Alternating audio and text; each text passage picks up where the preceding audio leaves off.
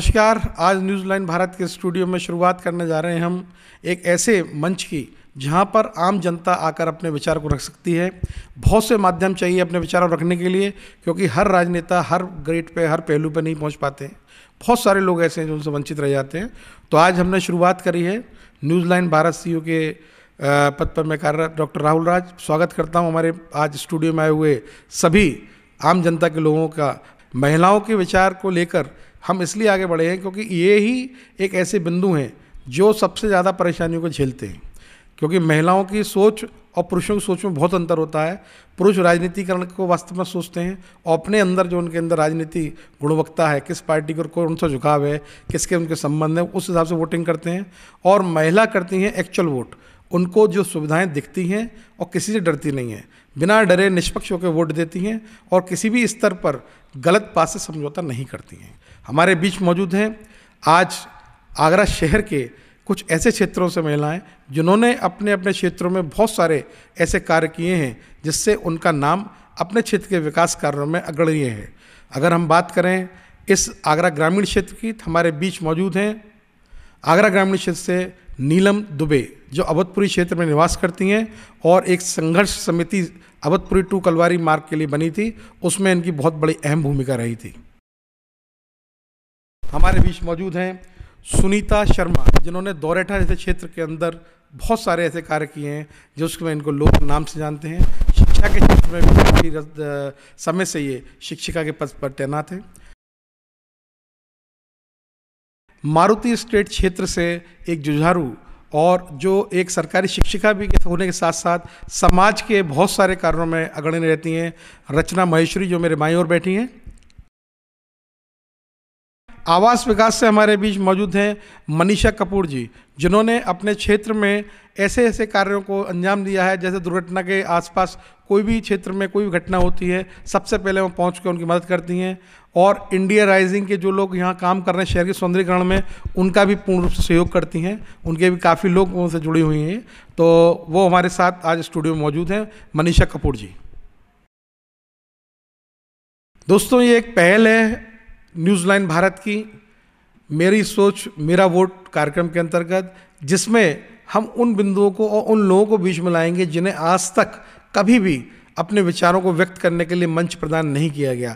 अधिकतर चैनलों में मंच प्रदान ऐसे व्यक्तित्वों को किया जाता है जिन्हें सब जानते हैं और जो राजनीति में पिछले कई वर्षों से हैं, उनकी सोच क्या है, उनके विचार क्या है, जनता भी उन्हें जानती है। लेकिन नई सोच के साथ, नए बदलाव के संग नव भारत निर्माण में जो अब श्रृंखला चालू हुई है, युवाओं का जो प्रोत्साहन आगे बढ़ा है, युवा क्या चाहता है, महिलाएं क्या चाहती हैं और बुजुर्ग हमारे क्या चाहते हैं, इन सब सोचों को एक मंच पे लाने का प्रयास कर रही है न्यूज़ लाइन भारत। और ये हमारा जो कार्यक्रम है मेरी सोच मेरा वोट, ये इसमें अग्रणी भूमिका निभा रहा है। अब हम बात करते हैं मेरी सोच मेरा वोट कार्यक्रम के अंतर्गत हमारे साथ मौजूद हैं अवधपुरी क्षेत्र से नीलम दुबे जी। इनसे मैं केवल एक ही बात पूछना चाहता हूं कि पिछली सरकार और पिछले सांसद जो शहर में रहे और इन्होंने समाज के पिछले 5 सालों में काफ़ी कार्य करे, इनको उनकी उपलब्धता और उनके कार्यों में कितना सपोर्ट सांसदों द्वारा दिया गया या सरकार द्वारा मिला, और प्रशासनिक रूप से इनको कितनी भागदौड़ करनी पड़ी, क्या इनका संघर्ष का मुद्दा रहा, क्यों ये निकली इस संघर्ष के लिए? वहाँ से घर से बाहर तक निकलने के लिए अगर कोई हमें सामान लेने जाना है तो ना ही हम अपनी स्कूटी निकाल पाते थे, ना ही चल पाते थे। आसपास के जितने भी लोग थे उनके भी साथ वही समस्या थी। वो चलने में बड़े असमर्थ होते थे, बड़े बुजुर्ग तो निकल ही नहीं पाते थे, सड़क का बेहाल था। ये सारी चीज़ें देखकर मेरे मन में एक विचार आया कि क्या ये सड़क को हम सुधार सकते हैं, क्या किसी तरीके से क्या इस सड़क का निर्माण दोबारा किया जा सकता है। मैंने आसपास की सभी महिलाओं को एकत्रित किया और उनसे बातचीत की और उनसे कहा कि आप लोग चलिए, हम सब मिलकर यहाँ के जो विधायिका जी हैं या सांसद जी हैं उनसे मिलते हैं और उनसे अपने विचार रख के उनसे पूछते हैं कि क्या हमारी समस्याओं का समाधान हो सकता है। स्टार्टिंग में हमें किसी का बहुत ज़्यादा सहयोग नहीं मिला और हमें DM आवास पर धरना देना पड़ा। DM साहब की ऑफिस जाकर हम काफ़ी लेडीज़ को लेकर और बड़े बुज़ुर्गों को भी लेकर हमने अपनी समस्याओं का ज्ञापन वहाँ पर दिया। तो वहाँ से थोड़ी सी सुनवाई हुई और उसके बाद जो हमारे क्षेत्र के सांसद बाबूलाल चौधरी जी थे, उन्होंने भी बहुत हमारा सहयोग किया, जिनकी वजह से आज ये सड़क निर्माण पूर्ण हो पाया।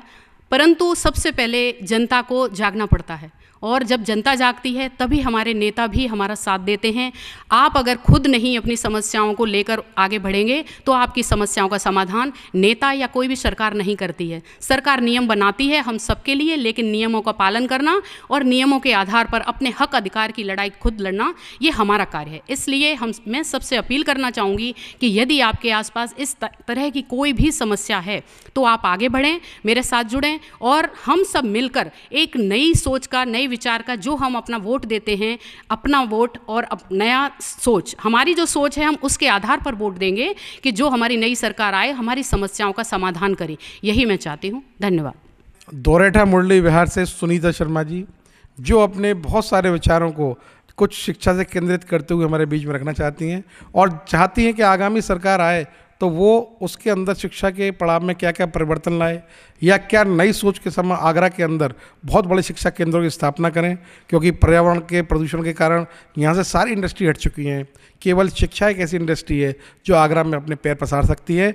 साथ ही कुछ ऐसे आईटी हब बने आगरा में जिनको लेकर यहाँ के बच्चों को रोज़गार मिले और पूरा उत्तर प्रदेश, पूरा भारत में जितने भी आईटी के वर्ग हैं सब यहाँ के जुड़ें, क्योंकि वही ऐसी इंडस्ट्री है जो हमें पर्यावरण में सुरक्षित रखती है और ताजमहल के साथ साथ उन इंडस्ट्रियों को हम आगरा में विकसित कर सकते हैं। तो हम बात करेंगे सुनीता शर्मा जी से। धन्यवाद राहुल जी कि आपने मुझे यहाँ बुलाया, और मैं आप सबके सामने अपने क्षेत्र की जो समस्या है सबसे पहले तो वो शेयर करना चाहूँगी। मैं दोरेठा क्षेत्र के पास मुरली विहार में रहती हूँ और मेरा रोज़ का आना जाना है, और मैं वहाँ देखती हूँ कि ये सबसे पहले तो वहाँ इतने गड्ढे हैं, इतनी सड़कें इतनी ख़राब हैं कि बच्चे जो रोज़ स्कूल जाते हैं उनको इतनी परेशानी होती है। जो वहाँ का जो रेलवे क्रॉसिंग है वो हर समय जब भी निकलिए हर 10 मिनट बाद, हर 15 मिनट बाद वो बंद रहता है, जिसकी वजह से यातायात में इतनी परेशानी रहती है कि आए दिन वहाँ से निकलना बहुत मुश्किल हो गया है। इसके अलावा जो रेलवे क्रॉसिंग के पास की जो बाउंड्री है वो पूरी टूटी हुई है, जिसकी वजह से वहाँ के जो आसपास के बच्चे हैं वो खेलते हैं तो उनके लिए इतना खतरा बना रहता है। इस चीज़ के लिए मैं सरकार से सिर्फ यही अपील करना चाहूँगी कि कृपया पहले इन चीज़ों पर ध्यान दें, जो कि क्षेत्रीय लोगों को परेशानियाँ हो रही हैं वो उनकी दूर हों। इसके अलावा मैं जैसा कि सर ने अभी बताया कि मैं छोटे छोटे बच्चों को या बच्चों को पढ़ाने में मैंने सहयोग दिया है, ये बात ठीक है, बिल्कुल सही है, परंतु उस दौरान मैंने जो परेशानियाँ उठाई हैं वो ये हैं कि मुरली विहार में जो बिजली की जो समस्या है वो बहुत ज़्यादा है। अभी जैसे गर्मियाँ शुरू होने वाली हैं तो वहाँ का जो बिजली की समस्या है वो बहुत ज़्यादा है। आए दिन बिजली की कटौती इतनी ज़्यादा होती है जिसके चलते बच्चे एग्ज़ाम के दौरान या किसी भी समय मतलब बच्चे पढ़ नहीं सकते हैं। अगर लाइट नहीं है तो बच्चों का पढ़ने में मन नहीं लगेगा। तो मैं ये चाहती हूँ कि कृपया करके सरकार इन चीज़ों पर ध्यान दें और जो भी समस्याएं हैं उनको दूर करने का प्रयास करें। धन्यवाद। में हमारे साथ मौजूद हैं मारुति स्टेट क्षेत्र से समाज सेविका रचना महेश्वरी जी, जिन्होंने जब वहाँ जल भराव हुआ उस समय काफ़ी संघर्ष किया सरकार के साथ, काफ़ी भागदौड़ करके मारुति स्टेट में एक तो जो भी सोडियम लाइटें काफ़ी समय से बंद पड़ी थी उनके लिए बहुत भागदौड़ करी, वो भी चालू कराई। साथ ही वहाँ पर एक डलाव घर जो सड़क पर बन चुका था उसके निस्तारण के लिए कई एप्लीकेशनें सरकार तक पहुँचाई और उसको लेके काफ़ी सफाई का एक नया जरिया लोगों ने चालू किया। एप्लीकेशन के माध्यम से सरकार को चेतावनियाँ दी तो वहाँ पर कुछ विकास कार्य हुए। तो हम बात करेंगे रचना महेश्वरी जी से। मैं मारुति स्टेट से हूँ और वहाँ कई सालों से जब भी बारिश होती थी तो कई कई दिन पानी भरा रहता था और वहाँ कूड़ा भी काफ़ी पड़ा रहता था। तो उस समय इतनी नारकीय स्थिति हो जाती थी, कोई व्यक्ति अपने घर से बाहर नहीं निकल सकता था क्योंकि वहाँ जो कूड़ा है वो पानी में पूरा बह बह के वहीं इकट्ठा हो जाता था। इसके लिए हमने सारे लोग इकट्ठे हुए, हमारे मारुति स्टेट के निगम में भी गए, कई बार नगर निगम में शिकायत की पर एप्लीकेशन यूं ही दबके रह जाती थी। फिर वहाँ के पार्षद हैं, उन्होंने थोड़ा सहयोग किया जिससे वहाँ की सड़क भी बनी और लेकिन यहाँ जो सीवर ट्रीटमेंट प्लांट लगा हुआ है वो भी वर्क नहीं कर रहा उसके लिए भी हम लोग सोच रहे हैं कि एक एप्लीकेशन देंगे, एप्लीकेशन दर एप्लीकेशन देते जाते हैं, पर काम हो नहीं पा रहा। मेरी सोच मेरा वोट, मेरी सोच तो यही है कि अगर कोई विधायक, कोई मंत्री, कोई सांसद अगर कार्य नहीं कर रहा है तो हमें उसे वोट देना ही नहीं चाहिए। अगर हमें समझ नहीं आ रहा कि कहाँ वोट देना है तो हम नोटा यूज़ करें, कम से कम गलत व्यक्ति को वोट ना दें। और अभी जो वहाँ की एक ज्वलंत समस्या है वो है जो जानवर हैं, वो बंदर हैं, सांड, गाय ऐसे ही घूमती रहती है, कई बार उससे एक्सीडेंट होते हैं, लेकिन प्रशासन का ध्यान उस ओर कतई नहीं जा रहा है। तो मैं प्रशासन से दरख्वास्त करूंगी कि इस ओर ध्यान दे, जिससे कि जो लोगों को असुविधा हो रही है वो असुविधा ना हो। और आज के इस मेरा वोट मेरी सोच के विचार के मंच पर आज आखिरी पड़ाव में हमारे बीच आवास विकास से मौजूद हैं मनीषा कपूर जी, जो सप्तऋषि अपार्टमेंट में निवास करती हैं। मैं चाहूँगा वो भी अपने विचारों से हमें अवगत कराएं। सबसे पहले मैं जहाँ आवास विकास क्षेत्र में निवास करती हूँ वहाँ पे 5-10 साल में हम कहेंगे तो निर्माण बहुत हुआ है, काफ़ी तरक्की हुई है, पर उस हिसाब से सरकार द्वारा कोई हमें फैसिलिटी प्रोवाइड नहीं हुई है। रोड में सबसे ज़्यादा ट्रैफिक की समस्या रहती है, क्योंकि वो क्षेत्र, वो एरिया काफ़ी जगह से जुड़ता है, लोगों का आना जाना रहता है, तो ट्रैफिक बहुत ज़्यादा रहता है। शाम के टाइम या सुबह के टाइम जब ऑफिस आवर्स होते हैं वहाँ से निकलना, और बच्चों का या लेडीज़ का वहाँ से बड़े लोगों का रोड क्रॉस करना भी बहुत मुश्किल हो जाता है। और मेन रोड पे ही आप वहाँ पे शराब की दुकानें हैं और लोगों के लिए निकलना करना, ये सरकार को देखना चाहिए कि आपको ठीक है, आपको काफ़ी उससे टैक्स मिलता है, कुछ है, पर आम जनता के लिए वहाँ से निकलना और उनके लिए ये या तो कोई एक अलग क्षेत्र बनाया जाए, वहाँ से ये चीज़ें हटनी चाहिए। और गुरुद्वारा फ्लाईओवर है वो वन वे है, वहाँ पे बहुत एक्सीडेंट होते हैं, और जब आप क्लार्कसन के वहाँ पे क्रॉसिंग पे शाम को आप वहाँ निकल नहीं सकते, हर टाइम बहुत ज़्यादा वहाँ पे प्रॉब्लम रहती है। और इसी श्रृंखला में हमारे बीच एक व्यक्तित्व और मौजूद हैं जिन्होंने काफ़ी समय से प्रयास किया अपना वोट बनवाने के लिए, लेकिन वो अपना वोट बनवाने में सफल नहीं हो पा रहे हैं। और हम परिचय कराना चाहते हैं उनका, जो COD कॉलोनी न्यू शाहगंज के आवासी हैं ललित विक्रम भारद्वाज, जो एक अच्छे कलाकार भी हैं, लेकिन काफ़ी समय से प्रयासरत हैं कि उनका वोटर लिस्ट में नाम ऐड हो जाए। हर बार जाते हैं, हर बार उनसे वायदा किया जाता है, फॉर्म भरवाया जाता है, लेकिन किसी न किसी कारण से उनका वोट नहीं बन पाता है और वंचित रह जाते हैं अपना वोट डालने से। तो हमारे बीच मौजूद हैं ललित विक्रम भारद्वाज।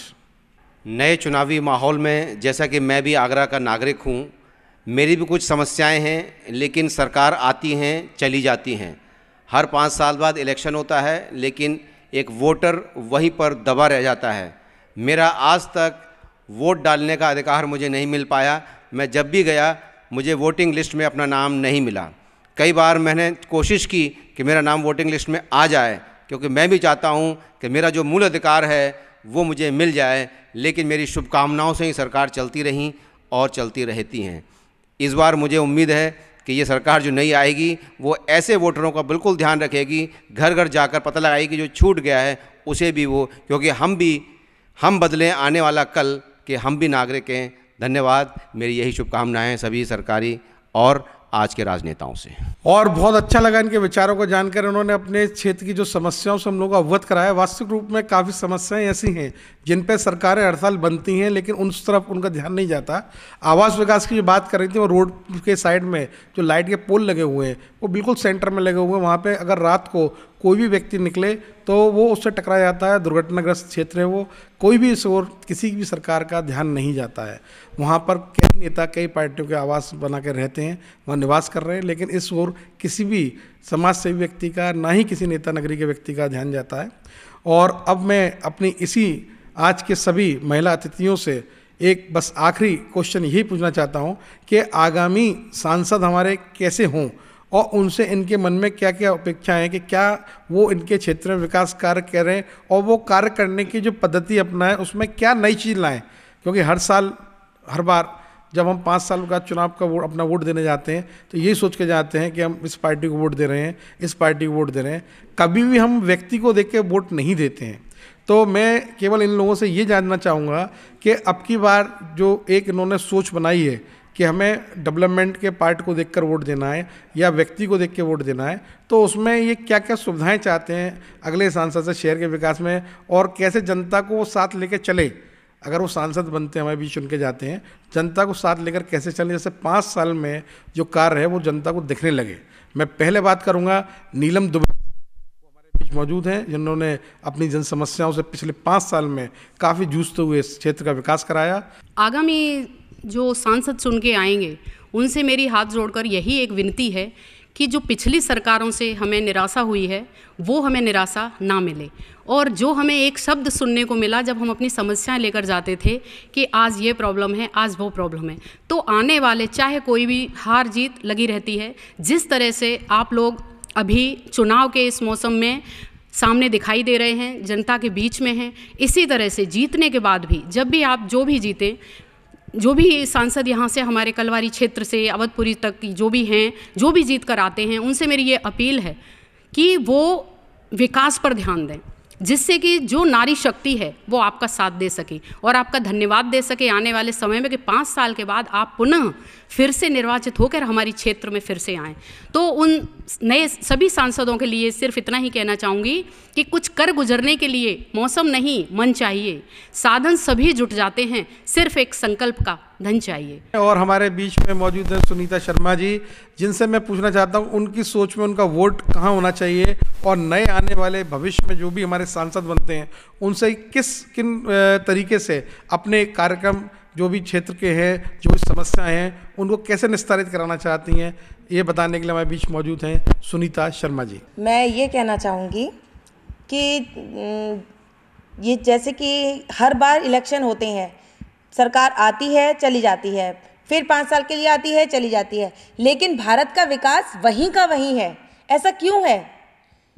क्यों है ऐसा? क्योंकि कोई भी सांसद या कोई भी नेता अपना कार्य जिम्मेदारी से नहीं कर रहा है, नहीं करना चाहता है। तो मैं बस यही कहना चाहती हूँ, किसी भी क्षेत्र का, किसी भी देश का विकास तभी संभव है जब वो अपना कार्य मन लगाकर और एक जिम्मेदारी से निभाए। तो बस मैं यही अपील करूंगी कि जो भी वर्क है उसको ध्यान से किया जाए। धन्यवाद। एक बार फिर से दूसरे बिंदु की ओर, इनकी सोच, इनका वोट की ओर मैं मनीषा कपूर जी हमारे बीच में मौजूद हैं, उनसे जानना चाहता हूं कि आगामी सांसद जो भी भविष्य में बनते हैं उनके साथ इनकी क्या सोच रहेगी और ये किस तरह के कार्य चाहती है वो यश करें और आगरा का विकास करें। मेरी समस्या एक आम जनता की समस्या है, एक आम लेडी की, औरत की समस्या है। ये किसी एक क्षेत्र की समस्या नहीं है। जिस सरकार को सबसे बड़ी औरत की, एक लेडी की समस्या होती है सुरक्षा। अपराध जिस गति से बढ़ रहे हैं और कहीं भी आना जाना किसी भी लेडी के लिए कोई सुरक्षित नहीं महसूस करती है। रात को 8 बजे के बाद या 9 बजे के बाद किसी औरत को अकेले जाना हो तो वो सोचती है कि मैं कैसे निकलूं। और ट्रांसपोर्ट फैसिलिटी पब्लिक जो हमें गवर्नमेंट की तरफ से प्रोवाइड होनी चाहिए थी, वो हमारे पास कुछ भी नहीं है। अब वो ठीक है कि प्राइवेट सेक्टर्स में आपके पास ओला फैसिलिटी है या ऑटोज़ चल रहे हैं, ऑटो भी मेन MG रोड पे नहीं चलते हैं। आपको अपना व्हीकल करके ही आप वो है तो तभी आप जा सकते हो। तो सरकार को जनता की, आम औरत की समस्याओं पर ध्यान देना चाहिए। और शिक्षा की ओर सबसे ज़्यादा, शिक्षा का भी मैं चाहती हूँ कि शिक्षा के ऊपर जोर दिया जाए सरकार की तरफ से, क्योंकि वो वोट की राजनीति है। सरकार वो नहीं चाहते हैं कि जो निर्धन वर्ग है वो पढ़े, क्योंकि वो अगर पढ़ेगा तो वो उनको वोट नहीं देगा। बहुत अच्छा लगा आपके विचारों को जानकर कि आपने महिला सुरक्षा की ओर जो अपने आप को, सोच को बढ़ाया, और आगामी सरकार से सोच आप ये रखती हैं कि वो महिलाओं की सुरक्षा के प्रबंधन करें।